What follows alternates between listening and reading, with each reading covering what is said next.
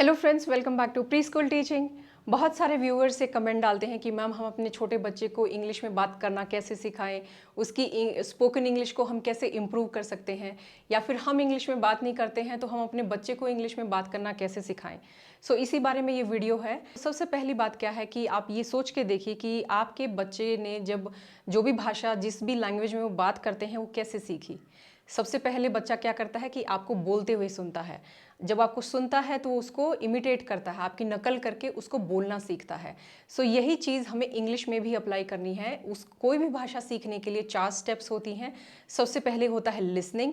जब तक आप सुनेंगे नहीं, आप उसको इमिटेट करके उसको बोल नहीं पाएंगे। दूसरी स्टेप होती है कि सुनने के बाद उसको बोलना, इमिटेट करना। तीसरी स्टेप होती है कि बच्चा उसको रीड करना सीखेगा, उसको पहले पढ़ना सीखेगा। और चौथी स्टेप होती है उसको लिखना सीखेगा। लेकिन जब इंग्लिश की बात आती है तो हम साइकिल को एकदम उल्टा कर देते हैं, एकदम रिवर्स में चलते हैं। हम पहले बच्चे को ABCD लिखना सिखाते हैं, पढ़ना सिखाते हैं। उसके बाद हम बच्चे को बोलते हैं कि आप इंग्लिश में बात कीजिए। हम उम्मीद करते हैं कि बच्चा इंग्लिश में बात करेगा बिना सुने। आप घर पे इंग्लिश में बात नहीं करते हैं, स्कूल में टीचर इंग्लिश में बात नहीं करती है, आसपास का जो एनवायरनमेंट है कोई इंग्लिश में बात नहीं करता है, तो बच्चा कैसे इंग्लिश में बात करेगा। सबसे पहले हमें क्या करना है कि एक ऐसा एनवायरनमेंट बनाना है कि बच्चा जो भाषा सीखना चाहता है या आप उसको सिखाना चाहते हैं वो उसको सुने, उसका एक्सपीरियंस हो उसको। और आपने देखा होगा बहुत सारे ऐड होते हैं कि 10 दिन में आप इंग्लिश सीख सकते हैं, 1 महीने में फराटेदार इंग्लिश का कोर्स कराएंगे, आप अच्छे से इंग्लिश बोल पाएंगे। तो ऐसा नहीं होता है। आप खुद सोच के देखिए कि आपकी जो मदर टंग है, जो आप घर में बोलते हैं, वो भाषा भी बच्चे ने 10 दिन में नहीं सीखी, ना ही 1 महीने में किसी ने सीखी।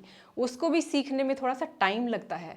बच्चे को भी आप थोड़ा सा टाइम दीजिए और खूब प्रैक्टिस करवाइए। सबसे पहले आपको क्या करना है कि बच्चे के लिए ऐसा एनवायरनमेंट बनाना है कि वो इंग्लिश को सुन सके। उसके लिए आप क्या कर सकते हैं कि बच्चे को इंग्लिश में स्टोरीज और इंग्लिश की राइम्स दिखाइए। शुरू से ही बच्चे को उसकी थोड़ी सी आदत डालिए ताकि वो इंग्लिश के जो वर्ड्स सुनेगा स्टोरी में और जो राइम्स में सुनेगा, उसको देखने से, मैं वीडियो की बात इसलिए कर रही हूँ कि वीडियो में थोड़ा सा वॉइस मॉड्यूलेशन और बॉडी लैंग्वेज, और बच्चे को ये पता चलेगा कि वर्ड कैसे यूज़ हो रहा है, कहाँ यूज़ हो रहा है, क्या करते हुए यूज़ हो रहा है। तो उसका यूज़ करना बच्चे के लिए आसान रहेगा, वो उसकी प्रैक्टिस होगी। मैं ऐसा नहीं बोल रही हूँ कि आप 1-1, 2-2 घंटा बच्चे को टीवी और फ़ोन के सामने बिठाइए। 15-20 मिनट आप डेली बच्चे को राइम्स और स्टोरी सुनने के लिए दीजिए। अच्छे से किसी इंग्लिश के चैनल पे आप वही चीज़ें दिखाइए जिससे बच्चा फेमिलियर है। जैसे कि शेर और चूहे की कहानी है, शेर और खरगोश की कहानी है, वही स्टोरी आप बच्चे को इंग्लिश में सुनवाइए, इंग्लिश में दिखाइए। और जितनी भी हो सके आप बच्चे को खूब सारी राइम्स दिखाते रहिए। जब बच्चे राइम्स देखते हैं तो उसको रिपीट ज़रूर करते हैं। उस तरीके से बच्चे की थोड़ी थोड़ी प्रैक्टिस होगी। ऐसा नहीं है कि वो आपस में बात कर रहे हैं, लेकिन उसको जो वर्ड्स है वो बोलने आएंगे, वो बोलना शुरू करेगा। धीरे धीरे उसको कैसे यूज़ करना है वो भी सीख जाएगा। उसके बाद नंबर 2 हमें क्या करना है कि घर में अगर आपके कोई इंग्लिश बोल सकता है तो कम से कम एक फैमिली मेंबर बच्चे से इंग्लिश में बात करे।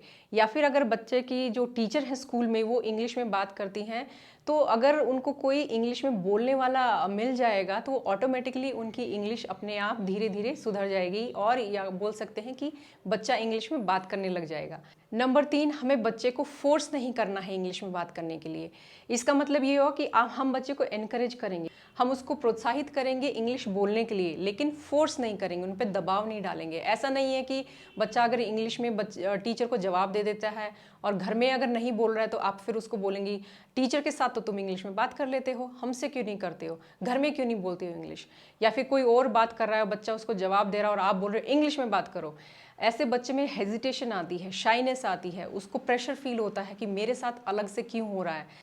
आपको क्या करना है, आप अगर टीचर हैं या घर पे हैं और आपने इंग्लिश में बच्चे से कुछ पूछा लेकिन उसने हिंदी में या फिर मदर टंग में जवाब दिया, तो आप क्या कर सकते हैं, उसको वहीं के वहीं करेक्ट कीजिए। जैसे आपने पूछा कि व्हाट डू यू वांट और बच्चे ने बोल दिया पानी। आप ये बोलने की बजाय कि इंग्लिश में बोलो इसको, उसको उदाहरण दीजिए। आप उसको बोलिए ओ यू मीन वाटर, आप बोलिए आई वॉन्ट वाटर। उसे ऐसे एग्जाम्पल दीजिए और बच्चे से रिपीट करवाइए, लेकिन फोर्स मत कीजिए। अगली बार जब बच्चे को ज़रूरत पड़ेगी किसी चीज़ की तो वो ऐसे वर्ड या फिर सेंटेंस यूज़ कर सकता है। और आपने ये बात तो सुनी होगी या खुद भी बोली होगी कई बार अपने बच्चे को कि अगर बच्चा कुछ गलत बोल देता है या फिर कुछ ऐसा बोल देता है जो उसको नहीं बोलना चाहिए, तो आप डायरेक्टली उसको बोलते हैं ना, पता नहीं कहाँ से सुन के आया है जो ऐसा बोल रहा है। आपको ये पता है कि सुनने से ही बच्चे ने सीखा है, वही चीज़ हमें इंग्लिश में भी अप्लाई करनी है। यहाँ हम भूल जाते हैं कि जब तक बच्चा सुनेगा नहीं तो सीखेगा नहीं। यही चीज़ आप यहाँ पे अप्लाई कीजिए कि जो आप बच्चे से बुलवाना चाहते हैं या उसको बोलना सिखाना चाहते हैं वो उसको सुनना भी ज़रूरी है। नंबर 4 मैं बोलूँगी कि आप शुरू से उसको ग्रामर सिखाने पे ध्यान मत दीजिए, आप खुद से ठीक ग्रामर बोलने पे ध्यान दीजिए। शुरू में क्या होता है कि बच्चे जब वो बोलने लगते हैं वो हिंदी में भी गलतियां करते हैं, जो भी भाषा बोलते हैं उसमें थोड़ी थोड़ी गलतियां होती रहती हैं। सेम चीज़ इंग्लिश में भी होती है कि जब बच्चे बोलने लगते हैं तो कई बार क्या होता है कि वर्ब ठीक से नहीं बोलते हैं, जैसे कि कट है, कट कट कट, पास्ट में भी वही रहता है, लेकिन बच्चे क्या करते हैं उसको कटेड बोल देते हैं। जैसे हिट है, हिट को हिटेड बोल देते हैं, ही हिटेड मी। उसमें क्या है कि आपको ये नहीं बोलना है कि ये क्या बोल रहे हो, आप उसको बोल सकते हैं आराम से कि you mean he hit you. इससे क्या है कि बच्चे को पता चलेगा कि उसको करेक्ट कैसे करना है। लेकिन इसका मतलब ये नहीं कि आप बैठ के उसको ग्रामर के रूल समझाने लग जाएंगे कि वर्ब में ये होता है, इसको ऐसे नहीं बोलते, ऐसे नहीं बोलते। वो करने की ज़रूरत नहीं है। आपको व्यवहारिक तरीके से बच्चे को सिखाना है कि हम ऐसे नहीं ऐसे बोलते हैं, और लीव इट। जब बच्चे का टाइम आएगा ग्रेड 1, 2, 3 में, वो अपने आप ग्रामर टीचर्स भी सिखा देंगे। लेकिन जब हम बोलने की बात कर रहे हैं तो वो अगर वो करेक्ट ग्रामर सुनेगा, करेक्ट वर्ड सुनेगा, करेक्ट सेंटेंस सुनेगा, तो वो भी करेक्ट बोलने लग जाएगा। आप अपने ऊपर ध्यान दीजिए कि आप जो बोल रहे हैं वो करेक्ट है या नहीं, ताकि बच्चे को जो बोलने के लिए एग्जाम्पल मिल रहा है वो करेक्ट हो। और नंबर 5, जब आप बच्चे से बात करना शुरू करें इंग्लिश में या उसको इंग्लिश सिखाना चाह रहे हैं तो बहुत ही छोटे सेंटेंस से शुरू कीजिए। एक्चुअली आई विल सजेस्ट कि आप वर्ड से शुरू कीजिए, वर्ड्स, उसके बाद फ्रेजेस, उसके बाद छोटे छोटे सेंटेंसेस, और उनके साथ आप एक्शन ऐड कीजिए। जैसे अगर आप उनको बुला रहे हैं तो आप बोल सकते हैं कम कम, या फिर कम हियर। उसमें क्या है कि बच्चे को पता है इसका साइन क्या हुआ कि आप बुला रहे हैं। इससे बच्चा रिलेट करने लग जाएगा। आपको कुछ चाहिए है तो आप पॉइंट करके बोलेंगे, धीरे धीरे आप सिर्फ वैसे ही बोलेंगे जब बच्चा थोड़ा सा समझने लग जाएगा। Always start with small sentences, phrases, sentences, और एक्शंस ज़रूर उसके साथ ऐड कीजिए। और कोई चीज़ है, अगर जैसे आपके हाथ में कुछ है और आप बोलना चाह रहे हैं तो आप उसको दिखा के भी बोल सकते हैं, ताकि बच्चे को ये समझ में आने लग जाए कि आप किस कॉन्टेक्स्ट में क्या बात कर रहे हैं, किस बारे में बात कर रहे हैं। इससे बच्चे की अंडरस्टैंडिंग बढ़ेगी और वो रिप्लाई करने में उसके लिए आसानी रहेगी। और लास्ट में मैं आपसे बोलना चाहूँगी कि अगर आप घर में इंग्लिश नहीं बोलते हैं लेकिन आपको इंग्लिश पढ़नी आती है, रीडिंग और राइटिंग आती है, तो आप क्या कर सकते हैं कि बच्चे के लिए बुक्स पढ़िए। स्टोरी बुक्स आप बच्चे के लिए पढ़ सकते हैं, क्योंकि बच्चे को जितना ज़्यादा सुनने को मिलेगा उसकी उतनी ज़्यादा प्रैक्टिस होगी, वोकैबुलरी बढ़ेगी, और शायद उसको धीरे धीरे ये भी पता चल जाएगी इसको यूज़ कैसे करना है। और जब आप स्टोरी बुक्स पढ़ रहे हैं बच्चे के साथ, उसको अपने साथ बिठाइए, आप उसको स्टोरी बुक दिखाइए, और साथ के साथ आप सिर्फ एक फ्लैट नोट में मत पढ़िए, आपकी जो टोन है वो चेंज होनी चाहिए। जैसे स्टोरी में कैरेक्टर चेंज होते हैं, उनके कुछ डायलॉग होते हैं, वहाँ पे आप अपनी वॉइस मॉड्यूलेशन पे ध्यान दीजिए कि ऊपर नीचे, थोड़ा सा डरा हुआ या एक्साइटमेंट। इन सब चीज़ों पे आप ध्यान दीजिए, ताकि बच्चे को समझ में आने लग जाए कि इस वर्ड को हमने यहाँ इस तरीके से, इस फीलिंग के साथ यूज़ किया है।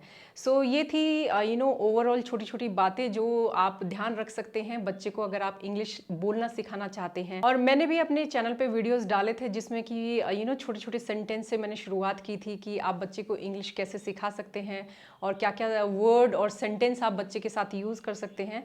लेकिन आई थिंक उसमें साउंड की थोड़ी सी प्रॉब्लम थी, आवाज़ कम थी, तो मैंने रिसेंटली उनको हटा दिया है। मैं उनको एक बार फिर से रिकॉर्ड करके फिर से डालने वाली हूँ, आप उनको भी रेफर कर सकते हैं। छोटे छोटे फ्रेजेस से शुरू करके, 2 जो वर्ड के सेंटेंस होते हैं उनसे शुरू करके, 3 वर्ड के, 4 वर्ड के बड़े बड़े सेंटेंस, हिंदी और इंग्लिश में और कब और कैसे यूज़ करना है उनको समझाते हुए मैंने वीडियो बनाई थी, वो मैं एक बार फिर से बना के डालूंगी।